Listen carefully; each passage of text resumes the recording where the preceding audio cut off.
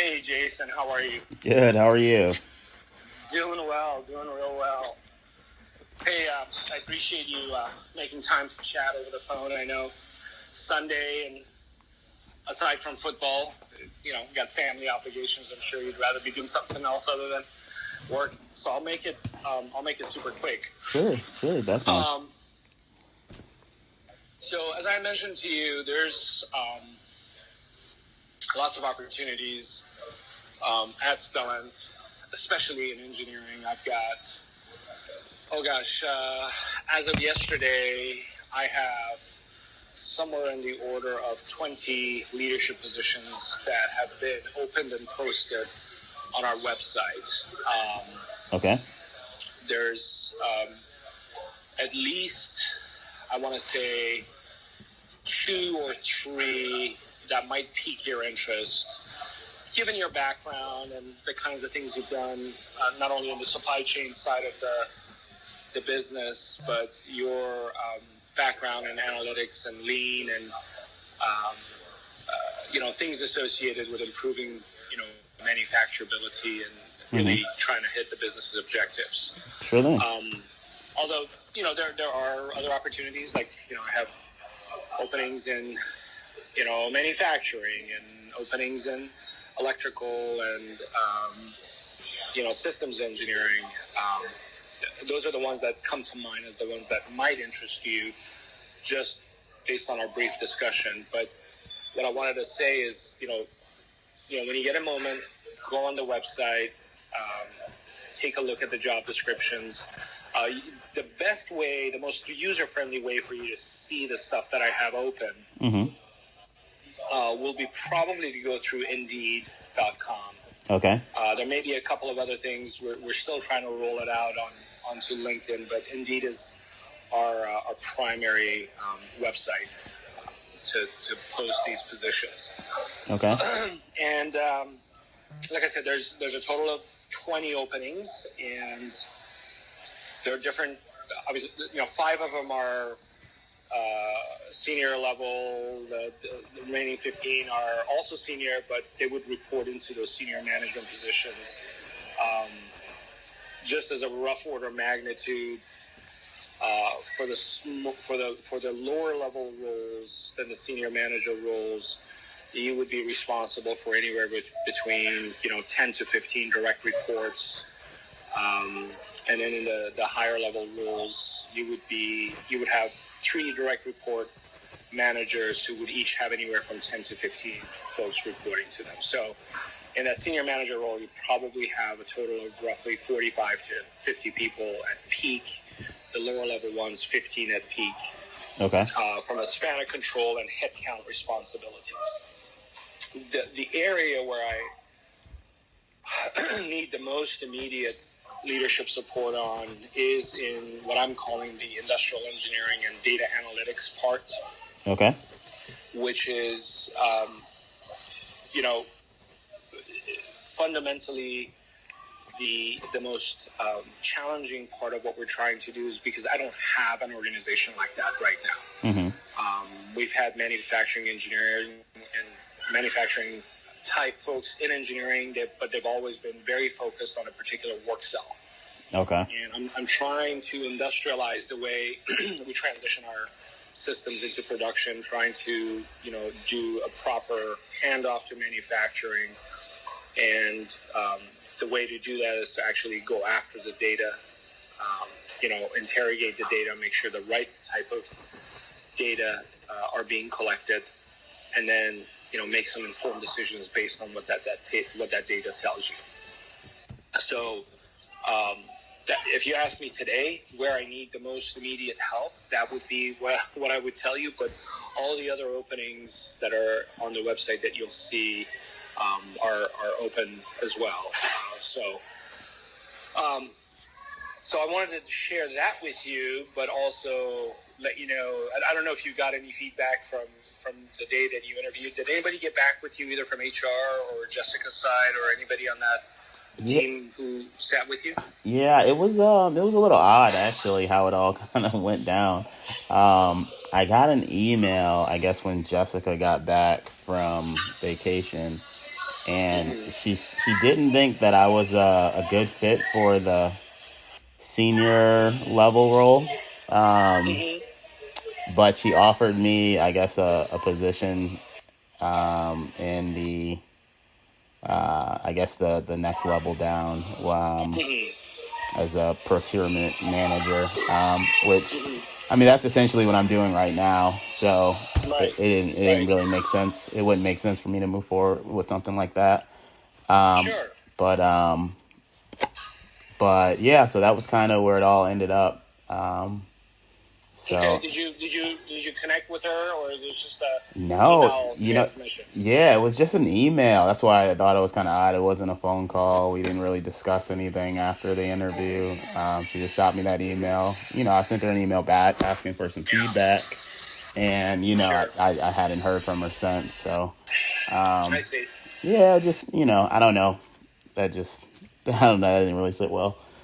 Well, so let me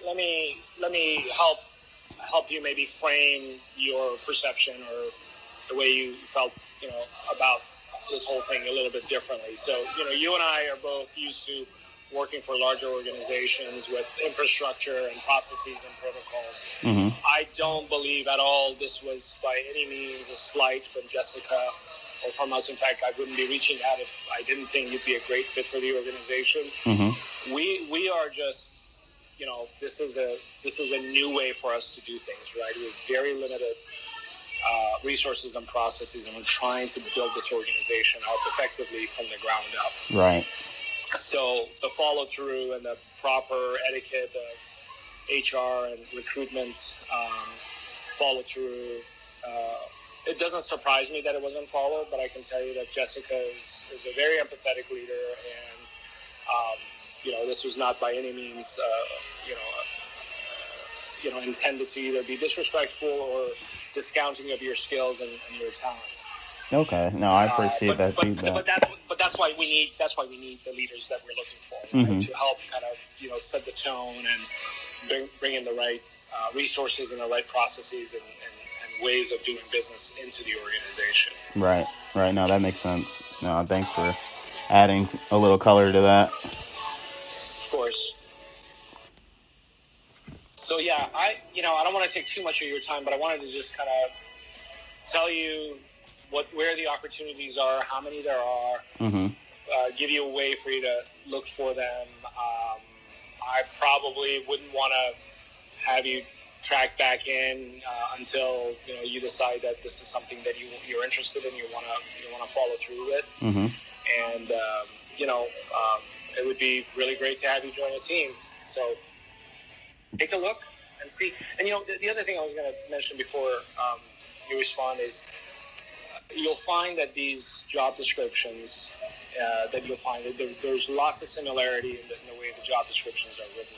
Okay. And that's intentional, because I didn't want the people that I want to take those leadership roles necessarily be subject matter experts or domain practitioners of the teams that I want them to lead.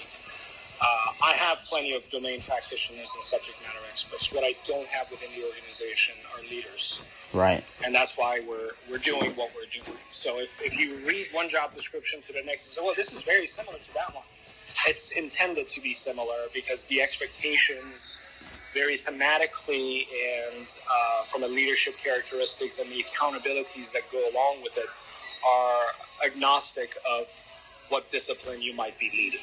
Right. And I look at someone like yourself with your credentials and your academic, diplomas and the things that you've done in the past. The problem solving is apparent in the roles that you've had. The people side of it is apparent based on our conversation. Obviously, you've been doing the supply chain side for a long time, so you understand that all that occurs in that entire value stream is to meet a business objective, not just to be, purely technically excellent. Absolutely. So the archetype of leader that I'm looking for is someone who has the fundamental, engineering and operations and supply chain understanding and can apply those basic blocking and tackling in terms of the execution of the team, asking the hard and real questions, and really also help develop the next generation of leaders that are going to come up through the organization. Right. So if you're expecting to read a pretty long and difficult job description with dozens of bullets of expectations, that's not what you're going to see. But I hope, based on what you read from each job description, you get a sense of the types of leaders I'm looking for. Okay, and that makes sense to me. At this point in my career, that's the area that I want to continue to sharpen my skill set around, is kind of the people development, and then the overall kind of business infrastructure, connecting all the various dots, right? That the That's inputs right. and outputs. Right. The SME, portion of it, like you said, I've done that, but I feel like I'm at a point where I want to continue to grow beyond that, right? And so if that's very obvious, and if that's kind of what you're looking for, then we should be aligned in terms of kind of my career objectives and your business objectives that you're trying to close out. So. Yep. And then just in general, I think, from just a personality standpoint, that matters also kind of in terms of who you work for and how you could be successful. And just kind of the brief conversation that we did have, I felt like I got a good sense of, who you are and kind of how you evaluate and display kind of what you're looking for in a clear way. So there won't, I'm not a person that likes to have a surprise kind of expectation put on me. Right. I do appreciate you reaching back out to me. So I'll go on Indeed today and just kind of peruse through the various roles. But just so I'm clear, the areas that you think that I can make the biggest impact in, based on everything that we've kind of discussed in my background, is around the industrial engineering section of your team.